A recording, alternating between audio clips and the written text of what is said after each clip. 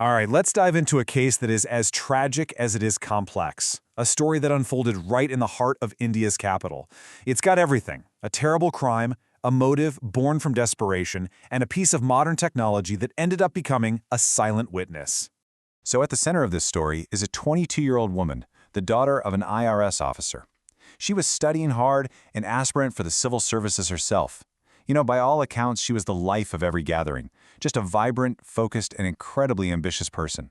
But that bright future was just gone. Cut short inside her own home, in a neighborhood that was supposed to be safe, high security. The crime sent this absolute shockwave through the community, shattering their sense of peace and making everyone question their own safety. So, as investigators got to work, they actually didn't have to cast a very wide net. The evidence trail pretty quickly led them to a familiar face, someone who knew the victim and knew her family well. And that prime suspect was Rahul Meena, who used to work for the family as a domestic helper. Now, apparently, his financial problems were no secret. He was known for constantly borrowing money and was supposedly drowning in gambling debt, which led to all sorts of arguments about his finances. And here's where the story takes an even darker turn. Because as police dug deeper, they realized this murder wasn't some isolated event.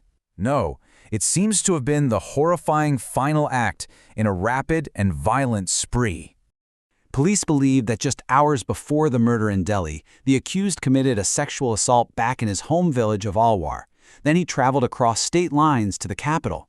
We're talking about heinous crimes in 2 different states, all in a single day. A really terrifying escalation. So you have to ask yourself, what could possibly drive someone to do something like this? Well, investigators believe the answer goes right back to that desperation we talked about, a motive that is, when you boil it down, both simple and just utterly tragic. According to the police, the fatal assault was triggered by a simple refusal. He asked her for money, she said no. And investigators believe that single moment, that no, is what led directly to the deadly confrontation. Okay, and this brings us to one of the most unique and frankly chilling pieces of evidence in this whole case. It's a tiny detail that modern technology made it absolutely impossible for the killer to hide. It's a fascinating question, right? How does a device that's built to protect your valuables end up telling the story of what happened moments after a murder? Let's break down how this high-tech save basically became a silent witness. So to get this, you need a quick science lesson. Biometric scanners don't just take a picture of your fingerprint. They need to sense the natural electrical charge that's present in living skin. The second blood circulation stops, that electrical property vanishes. A deceased person's print just won't register. And that right there is how the science revealed the entire chilling sequence of events. The accused allegedly tried to use the victim's finger to open a biometric locker, but it failed. Why? Because her blood circulation had already stopped. That one failed attempt established a critical timeline. The murder happened before the attempted robbery.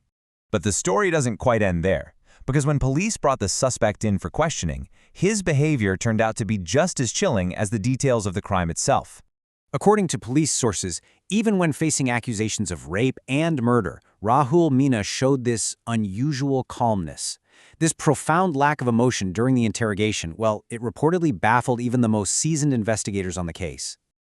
So, because of this disturbing demeanor, the Delhi police are now pushing for a full psychological evaluation. They're trying to get a better handle on his mental state, hoping it might shed more light on his motives and what was going through his mind during that violent spree. And that really leaves us with this final, unsettling question.